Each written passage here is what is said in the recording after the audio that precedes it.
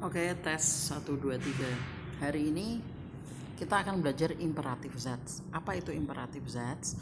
Kalimat perintah yang digunakan untuk ajakan, saran, minta tolong, dan seperti yang ditulis di sini. Contohnya, tolonglah baca buku ini. Apakah kamu bisa membaca buku ini? Apakah kamu bisa mengambilkan itu? Jadi kalau dalam bahasa Indonesia kalian sudah paham ya. Nah, sekarang kita lanjut ini. Kalau di dalam bahasa Jerman itu ada dua, informal sama formal. Kalau dalam bahasa Indonesia sebenarnya juga ya, ada yang resmi sama tidak resmi. Maksudnya yang satu itu untuk teman sebaya, nah yang satu itu yang lebih sopan kayak gitu. Nah, informal itu terbagi menjadi dua form itu bentuk ya. Yang pertama do form, yang kedua ear form. Nah, yang formal itu terbentuknya ada z form.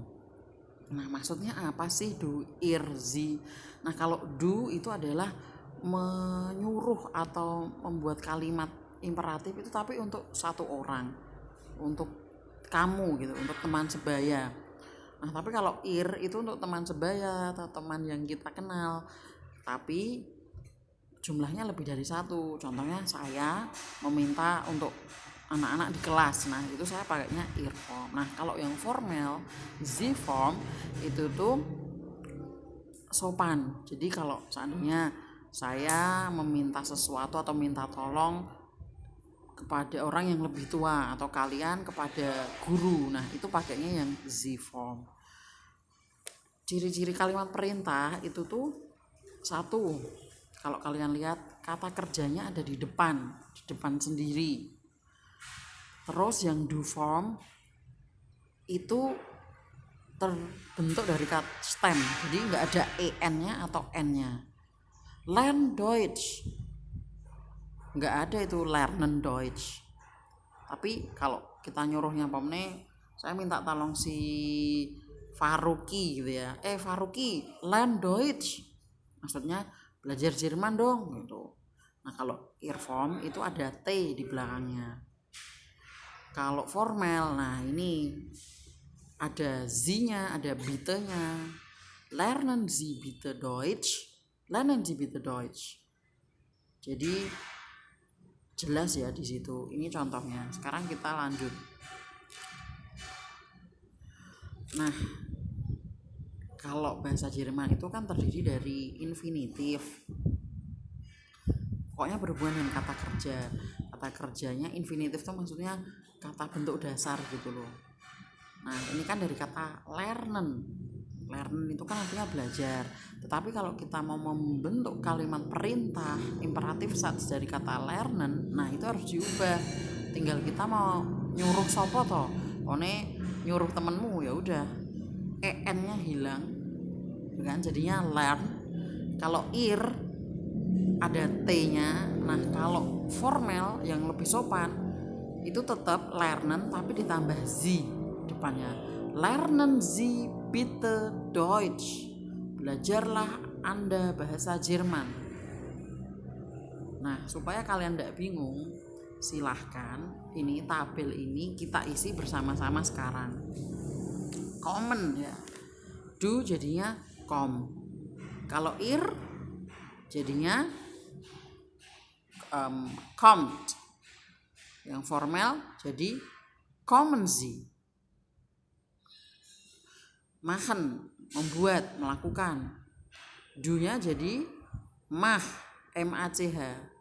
Kalau ear jadi macht. Kalau formal machen Sie, tanda pentung. Trinken, minumlah. Trink. Kalau ear jadinya ditambah T, jadi trinkt. Kalau formal yang sopan jadinya trinken Sie, titik. Ditambah dengan kata keterangan yang kalian mau. Contohnya trinken Sie iced tea, minumlah kalian es teh. Nah, selanjutnya kalian mengerjakan di buku catatan, ditulis erklären itu menjelaskan, erzählen itu menceritakan, fragen bertanya, gehen berjalan, sehen melihat, lesen membaca, sprechen berbicara, sein itu be kalau bahasa Jerman, kalau bahasa Inggris contohnya be aktif gitu, aktif lah. Nah, kalau sein di sini tuh maksudnya seperti itu, pokoknya sei aktif gitu, maksudnya aktif lah gitu. Essen makan. Nah, coba kalian lihat dulu, habis itu nanti saya cek via Google Meet, jadi kalian melihatkan catatannya setelah ini. Oke, semoga paham ya. Nah, selanjutnya ini kita membuat kalimat. Nah, ini contohnya, ini ada Mathe lernen, belajar matematika. Nah, kalau Mathe lernen dibuat jadi imperatif seperti ini, kalian bisa pause di sini, jedit.